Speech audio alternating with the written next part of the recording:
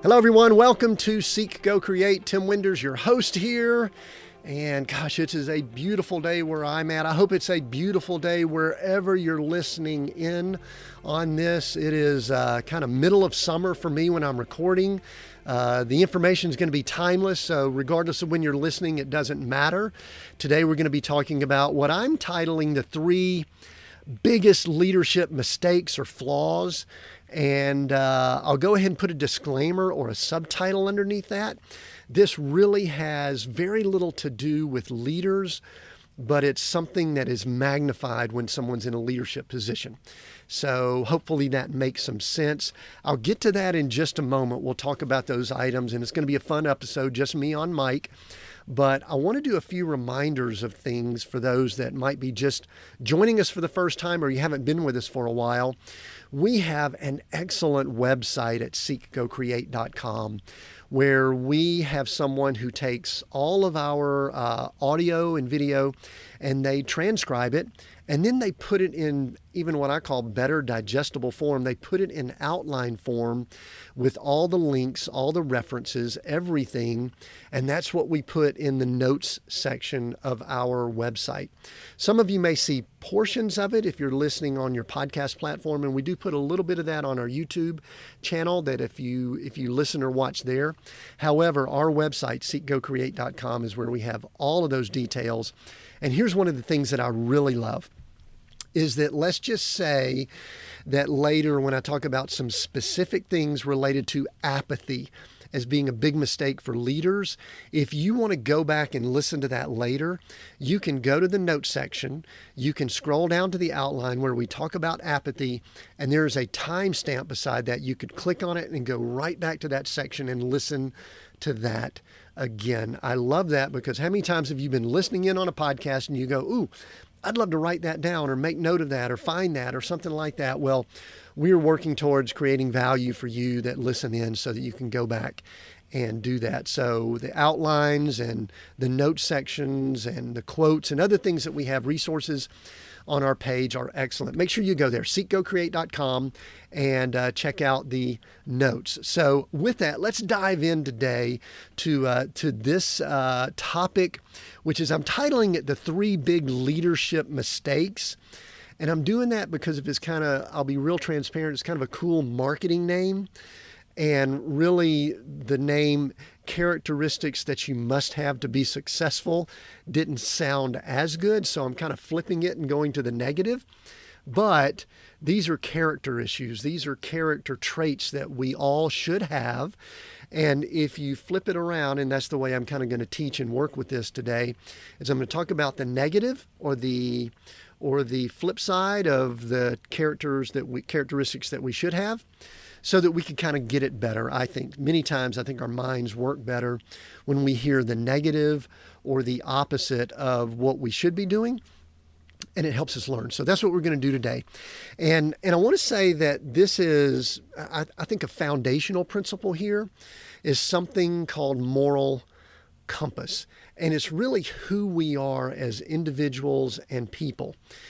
And I was listening to something recently, and I think it had something to do with in church world, where a lot of people are elevated to positions of leadership because of their talent. They're really good with a microphone or good on stage, or they are able to get a lot of things done, so they're put in a leadership role. Or in church world, especially in today's world, many people might be successful or talented musicians, and because they can play an instrument or sing or something like that well, they get elevated into what's perceived or what is a real leadership role, but yet they may not have some of the character or the moral compass that one needs to have when they're elevated into a role. So what I want to state here, and I wrote this out so that I got it right, we are not talking about talent here. This has almost nothing to do with someone's ability or talent. Because what we're seeing is the results of rewarding talent instead of recognizing character, is what is causing many issues in the world, and specifically the world of leaders today. It is not an absolute. It's not all one and none of the other. I'm not saying that here. However, character, listen to this, it will be revealed in good times and extremely challenging situations. Let me repeat that. We will find out what people are made of when things are going extremely well. There's a lot of money coming in. There's a lot of success. There's a lot of numbers. There's a lot of growth. We'll find out what they're made of during those times, because we'll find out if their pride and ego and things like that can handle it. We will also find out what people's character is when things are tough, and when things are really tight, when money gets tight, when people are abandoning them, when they're dealing with some difficult situations. That's when we'll find out. When things are going well, sometimes we don't know, but we want to try to flush that out. That's one of the things we're going to talk about here. Talent will have much less value. It can only carry you so far when things get tough. So keep that in mind. That's one of the foundational items that we want to discuss and look at as we go through this today. I was recently reading, I'm doing a read through the Bible. I've shared that before. We're doing a chronological read through the Bible this year. And I spent some time, a few days in Ecclesiastes. And I just wrote an email on this for those people that are on our email list. You got that. And Ecclesiastes is kind of an odd, weird book in the Bible. It's either written by or about or inspired by Solomon, is what many of the theologians say. And it would not be considered positive mental attitude stuff, at least the first 10, 11 chapters of Ecclesiastes. It pretty much says that, what's the point? That's kind of my way of saying it. It's like, you're doing all this work, you're toiling, you're accumulating things, you're elevating yourself, you're getting put in roles, you've got relationships, all of this stuff's going on. And then when you die, it talks about when you die, it's all poof, it's vapor, it's wind, it's vanity, it's all of these words that they use. And it can be a little bit of depressing, even though it's very accurate. It's like real mature conversation. And anyway, I won't go over kind of the end of the story of kind of the real answer, but I do want to mention something from Ecclesiastes 10:10 that I believe applies here. It says, if the iron is blunt and one does not sharpen the edge, he must use more strength, but wisdom helps one to succeed. Let me repeat that. If the iron is blunt and one does not sharpen the edge, he must use more strength, but wisdom helps one to succeed. Now, I hate taking a scripture and then trying to apply it to a teaching, but boy, it screams out the applications that we're looking at in this episode that we're doing today. And this is what I hear when I read that scripture. I hear that if someone is dull, they're not operating with wisdom. I'll go ahead and add my words here. This is not in this scripture, but if they have low character, if they have some of the flaws and all that we're talking about today, they're going to have to work harder and do more to be successful. It's going to take, as it says here, it's going to use more strength. But if they've got wisdom, if they've got some of these characters that we talk about here, the characteristics, then it's going to be more helpful when we define or we look at what success is. So anyway, how about that for a lesson from Ecclesiastes here as we get started? And I wrote here, leadership and life is harder and has more issues for the low character person, or for the person with limited character. Leadership and life is harder and has more issues for the low character person. So we desire, it is our desire to have more character and to have the character traits of someone who has strength and has a sharp sword and has more wisdom. So that's our discussion that we're having today. A good leader, this is something that I just came up with recently, and this is something that's been nagging at me for a while.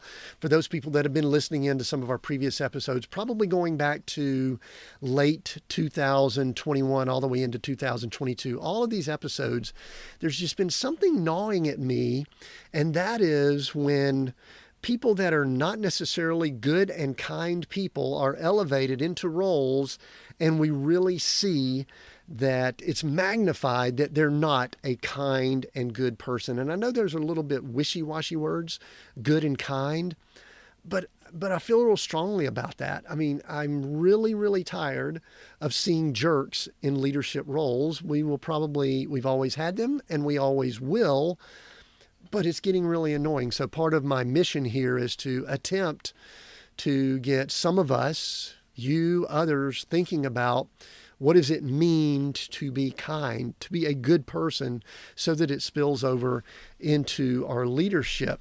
And, it's just, I'll say it this way. And when we get to these faults or flaws that we talked about earlier, these big mistakes, it's tough for someone who's a jerk to really implement some of these positive traits. And really, jerks really will show some of these big mistakes. I mean, we can almost use that word, even though it's a kind of an odd word. And here's the big foundation, or the reason why I believe this is so important. Leaders or people are grossly unprepared for the possible, and notice I say the possible, pedestal and idolization that comes with leadership. One of the things that we're seeing so much now in our celebrity culture is that anyone who's moved into a role of being over people, or they've got somewhat of a leadership role, it's almost like the pedestals they're being placed on are beyond anything that a single person can handle. Therefore, character. That's why at the beginning we talked about extreme success. Character is so important because pride and ego typically cannot handle the celebrity or the pedestal that people that are placed on. That's why it's important for us to discuss these items so that we can avoid these flaws or mistakes. And so we've got two sides of that coin. There's one thing that I just saw here in my notes. There's the possible pedestal and idolization. And then because of the nature of social media and all that's going on, there is an incredibly, sometimes fair, oftentimes unfair, hypercriticism of the leadership role. And I just believe that average person, not pressing, not trying to work on character type issues, they can't handle it. They can't handle all of that pressure, great success, or hypercriticism. We're just not equipped to deal with it. And so we've got to continue pressing ourselves and pushing ourselves. And we got to have coaches and mentors and connection and groups and organizations where we check each other. And so it's one of the reasons why I'm doing this episode, to try to convey some of this. And this is an important foundational principle to the way I define leadership. They never control as much as everything thinks they control, including the leader very often never controls it. In other words, we do not have as much control as we think we do. And leaders that we put on a pedestal, they don't control as much as we think they do either. And there's a lot of examples we could look at, but we always put more blame on leaders than I often think that they should receive. And then we also give them more credit for some things. Many times they're just positioning things, and one of the primary things that I think a leader should do is to create an atmosphere so that not only can they succeed, but others can succeed. And related to that, like I just said, they're not responsible for all the negative situations that they're blamed for. Those two go hand in hand. To be able to handle all that a leader or a person may possibly be faced with, they must have some basic foundational characteristics. Now, some people that, if you're listening in on this and you are hoping for some hardcore leadership principles, I'll just go ahead and tell you, you're about to be a little bit disappointed, but I want you to hang with me, because I'm actually going to get to some practical application as we finish up, or as we get deeper into this. But I'll go ahead and share with you what I believe the three foundational principles for a good person, good leader are. I've written about them in my novel. I've been meditating and thinking on these. I've been observing them in other people. I work with these when I sometimes do it subtly. I sometimes do it more out front with people that I work with in coaching roles. And the three basic characteristic traits are this: love, faith, and peace. Love, faith, and peace. And again, some of you are going, hold on a second. Now, I was hoping to get a little bit more tangible. We're about to get tangible because we're going to look at the flip side of those. But that is what I'm basing and building upon, this character of the type person, the leader, the individual that can be better equipped to handle celebrity if all of a sudden they experience growth, or the negative if they're dealing with some extreme challenges. And so love, faith, and peace, foundational items that we should have to be successful in any role, but specifically in a leadership role. Now, the flaws or the mistakes that we're going to look at here are the opposite. So let's take each one of those, love, faith, and peace, and let's flip them around. And let me tell you what I believe the opposite of those are. I believe the three big mistakes that leaders make are apathy, having a mindset of apathy, being self-focused instead of others-focused, and operating from chaos instead of rest or peace. So it's the opposite of those three: apathy, self-focus, and chaos. And we're going to go over each one of those with some specific examples so that we can be clear on what they are, at least clearer on what those things are. So let's look at big mistake that leaders make. Number one would be apathy. And this one sounds so weird to even say because it's a word that we typically don't bring into a business setting or a leadership setting, but it's something that I really observe as being one of the biggest issues or mistakes that especially someone who's a manager, maybe a low-level manager, or even an upper level, that they will make. And let me tell you a practical way that I observe this. And that is, they're not on a regular basis thinking about their people and or their leaders. In other words, they're just kind of winging it, going with the flow, and they're not on a regular basis putting thought into, what can I do for Joe? What do I need to be doing for Joe right now so that he's better equipped to do the job that we are asking him to do? What can I do for Sally to help her work through the situation she's working through? She's going through some challenges either in the work environment or outside of the work environment. As a leader, what can I do to help her through that? See, to me, apathy is ignoring it. So that's not showing love. Apathy is basically saying, you know what? They can handle it. They'll deal with it. They'll work through it. And so that's one practical item. Now, two, and these are very important, and I observe this all the time. I think back on my days working in corporate America. We're talking about way back when I first came out of Georgia Tech and I went to work for the Bell South Corporation, which has changed a good bit since then. But I think about one of the biggest flaws or mistakes that I see under this category of apathy is not giving timely praise and not giving timely correction. In other words, we have this thought that once a year we're going to be doing a review. Hopefully there's at least one once a year, every 6 months. And so what people will do is say, you know what? I'm going to tell Sally how good she's been doing when we have our quarterly review 4 months from now. No, that is being apathetic. When someone does a good job, catch them doing it and give them verbal praise or some type of praise right then and there. Because if you do not, that is not showing love and it's being apathetic. You do not want to be someone showing apathy. And on the flip side, I do believe it is showing love if you correct someone in a timely manner. Like, let's go back to Joe. Let's just say Joe just had a project and Joe didn't quite give it what we believe Joe could have given it. There were a few missed objectives. There were some things that Joe let slip through the cracks. There were some of those within his control. Some of those may not have been. If we wait 4 months, 3 months, 6 months before we correct Joe and tell him what he could have done differently, then we're being apathetic. Don't be that leader. Do not be that person. Tell Joe, say, hey, Joe, listen, we need to talk about this project that you just finished. I want to tell you, I appreciate you taking the lead on it. I appreciate all that you did. However, there are a few things that next time we may need to do them differently. So let's talk about what those are. And you need to do it timely, and it needs to be concise and to the point. That is showing love, and it's not showing apathy. So that's one. One of them that I talked about earlier, and that's just lack of kindness. Listen, I believe that we should be, especially if someone's in a leadership role, they should exude love and kindness as often as possible. And listen, I know some people are, by the book, harsh, more ruler types. That does not mean that you can't change and adjust. We talked about it earlier. Don't be a jerk.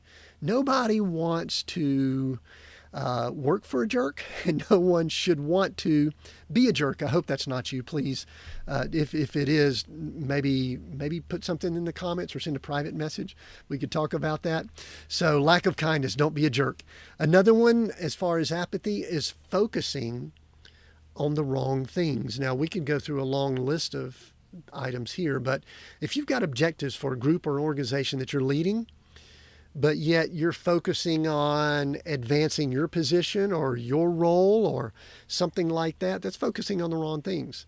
And I think as far as time blocking and managing our time, I think when I really brought up apathy here, I should be able to look at someone's calendar. You should be able to look at my calendar and know what's important to them.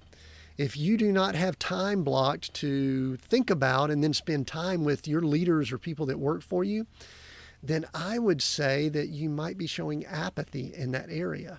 So focusing on the wrong things. And then I was just reading actually last night from this book, M.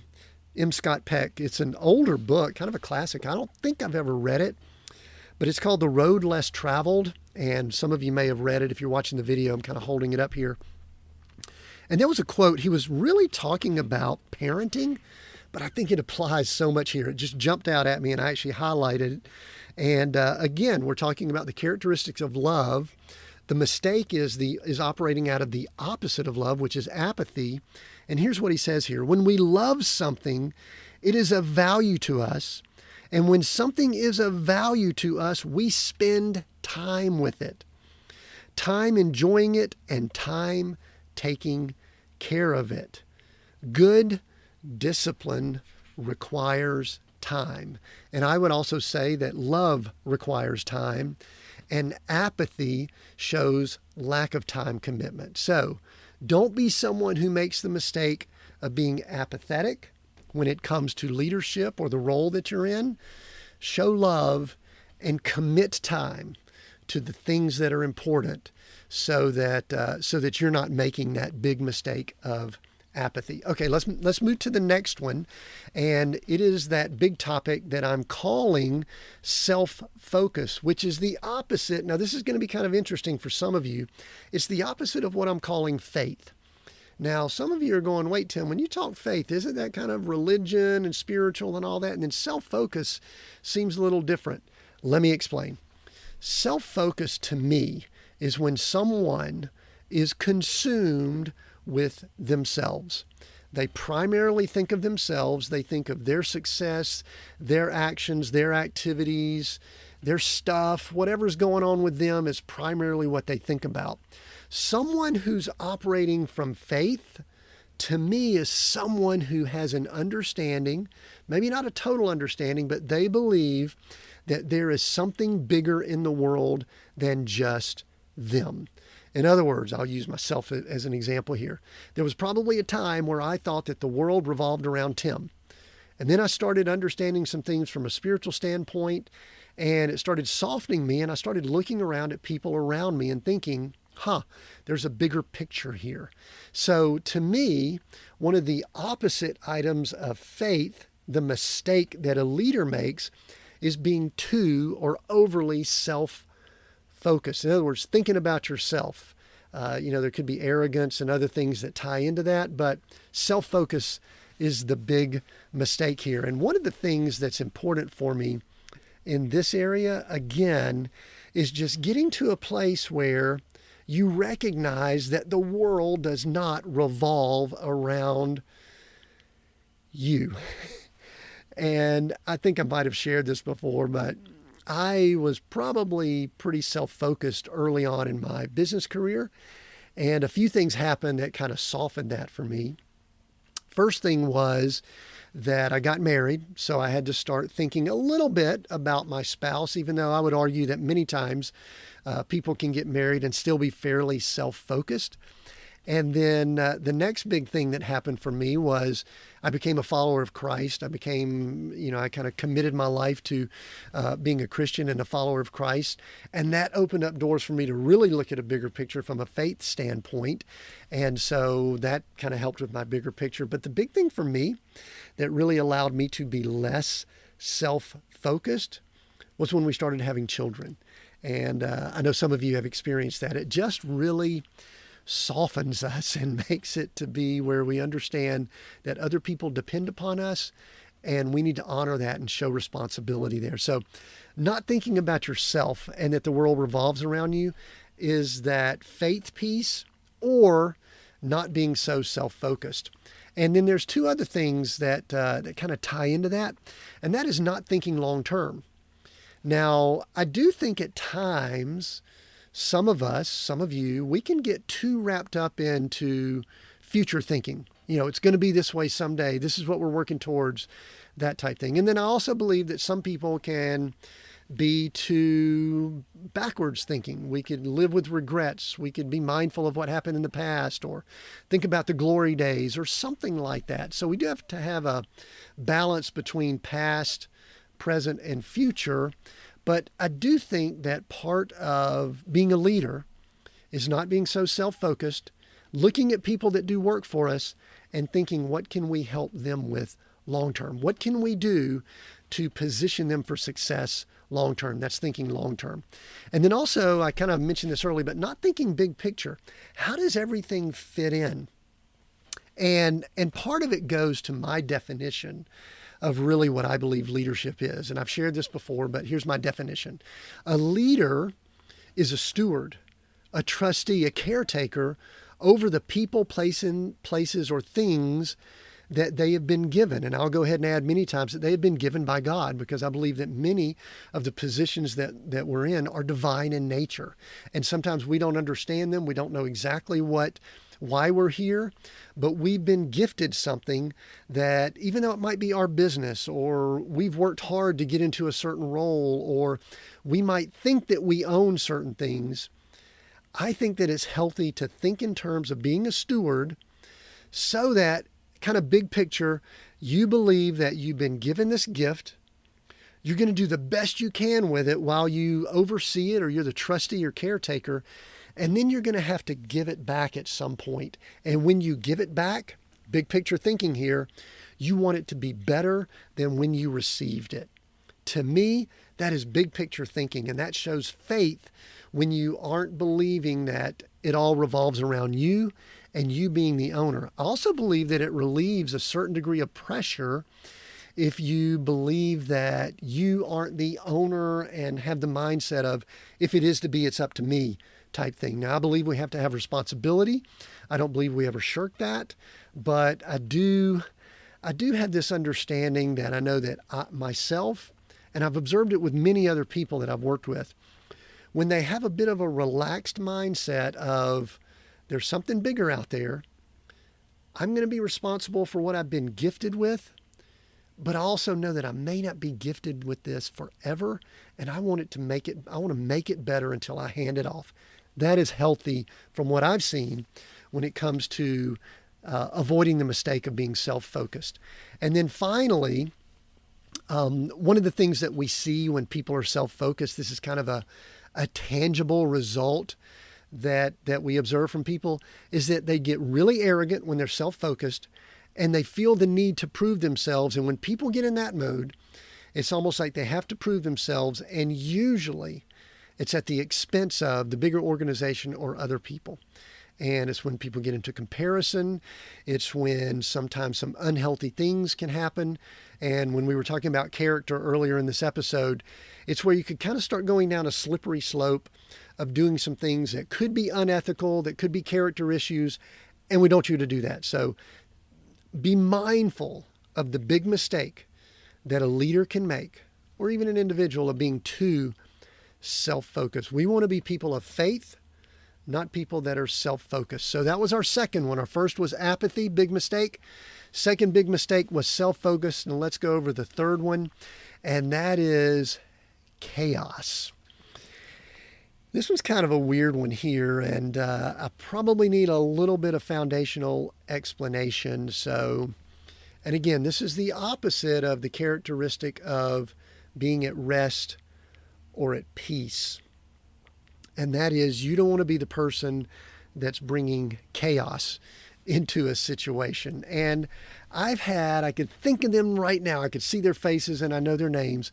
At least two leaders that I have been under or worked for, that their mode that they operated under was, whether they did it consciously or subconsciously, they would create a chaotic environment, sometimes injecting it into the organization intentionally so that they could stir the pot and then either be the hero that can clean it up, or it just keeps people on their toes so that everyone's in this constant state of turmoil.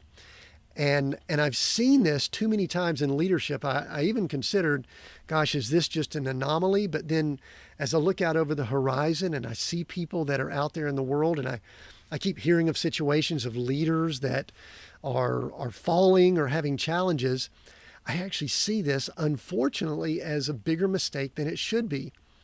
They lead with chaos instead of rest and peace. And I've got another quote here. I think I've got a few notes here, but this is a book that I read last week, kind of a classic book, As a Man Thinketh. For those watching the video, I'm holding up the book here in front of me, As a Man Thinketh. And this book was written in 1902. So this is some current, like real world, 120-year-old information here that to me has stood the test of time. And I think we need more of this mindset in the world we're in today. So let me read this quote, then we're going to hit a few points as we finish up here. And this is in As a Man Thinketh. I don't know which chapter it's in, but it's toward the end. The quote says, "The calm man, having learned how to govern himself, knows how to adapt himself to others, and they in turn reverence his spiritual strength and feel that they can learn of him and rely upon him." To me, this screams of someone who is operating out of a place of rest and peace, not chaos. There's one other statement here on the other page. "The strong, calm man is always loved and revered. He is like a shade-giving tree in a thirsty land or a sheltering rock in a storm." Some good reminders there of how important calm is when it comes to just living, but then also leading. So that was some good start to this discussion on chaos when we're talking about bringing peace and rest into the organization. So here's what someone of chaos does, and I hope you're not this person, but let me look at some items that we see when people are leading from a place of chaos. Instead of creating an environment that fosters success, they create roadblocks to success. Sometimes they do it, like I said earlier, consciously, and sometimes it's subconsciously. And I could argue that it's kind of sometimes easier to deal with one or the other. It just depends. But what you should be doing, what brings peace to an organization, is you should be maniacal about attempting to remove roadblocks from not just the organization's success, but specifically the people that you're leading or the leaders that you have. You should be the person that is removing those roadblocks so that they are better positioned to succeed in their roles. So if you're creating roadblocks, if I were to interview some people that work for you and they go, yeah, let's say your name's Bob. If it weren't for Bob, we'd get all kinds of stuff done. He's got meetings all the time and he's got this and that and he asked for this and it just makes it hard for us to do our job. That could be a seed of you being someone who's leading with chaos, doing things that either you haven't explained it well so that they understand why that's important, or you're doing it just for your pride, your ego, and not doing it for the betterment of the organization and the people you lead. Another thing that brings chaos is someone who's quick to anger. Now, I'm pretty low key. I can get excited about stuff like this. I'm probably as wound up right now as I ever would be, but I'm pretty slow to anger. But I've been around people that have a pretty short fuse. And you know what? It's just uncomfortable. And some people might say, but yeah, I lead well with that and people are okay with it. People understand that that's the way I am. You know what? What you're going to do is you're going to attract people that are comfortable with that type of personality. And you're going to have a very interesting organization that develops, or company or team or whatever, if it's an organization that's okay with someone who's really quick to jump to conclusions and get angry. I think that someone needs to manage that as best that you can. So don't be quick to anger, because if you are, then there's a good chance you're bringing chaotic, uncomfortable, not restful and not peaceful situations into the team or the organization. Now, here's one that's on the flip side, because there's two sides to all of these coins. It can also bring chaos into the organization if you're slow to correct. Let's just say that we have a guy named Fred who's in the organization, and Fred just isn't getting the job done. And Fred has maybe a lot of things going on personal. There's just something going on with Fred. We don't know. And let's just say as the leader, you allow that to continue happening.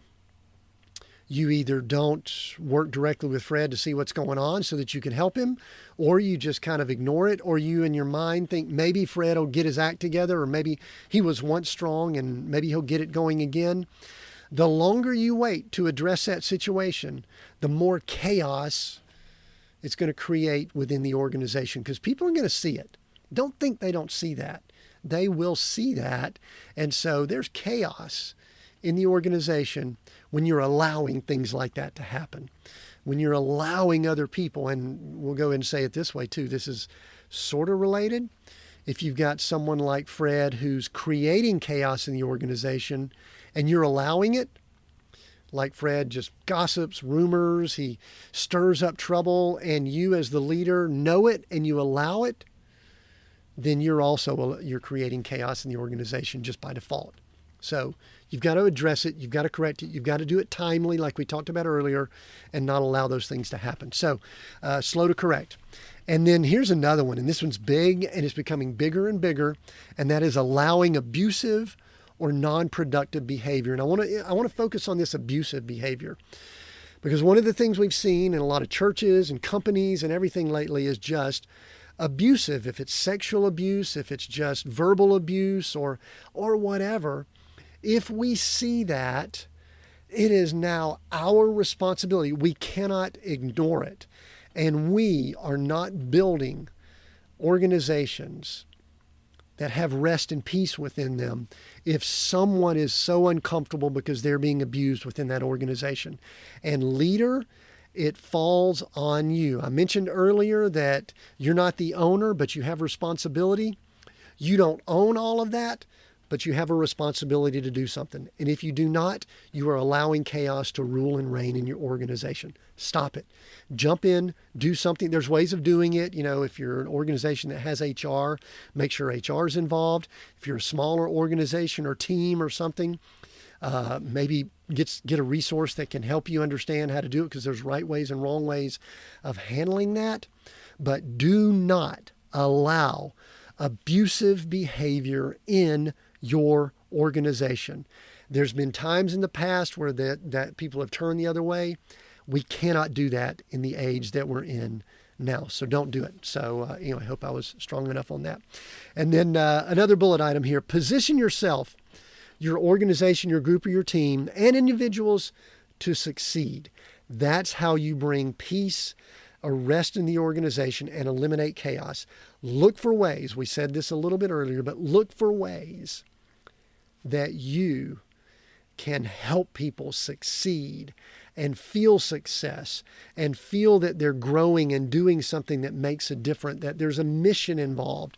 And then you will see an organization that operates from that level of what we call peace or rest. So 3 big mistakes, and there's a lot of other things we can discuss here, but 3 big mistakes are apathy, the opposite of love, self-focus, the opposite of faith, and chaos, the opposite of being at rest or at peace.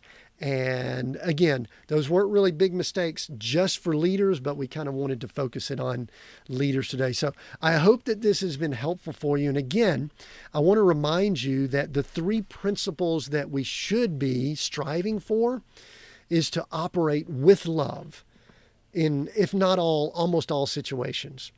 To be people of faith and understand that there's some form of bigger picture, that we're not so self-focused. Also, to be someone of peace, someone who's at rest, someone who's not spreading that disease of chaos throughout the organization or the teams or the companies that we're with. So love, faith, and peace. And again, this was the foundation of the novel that I wrote.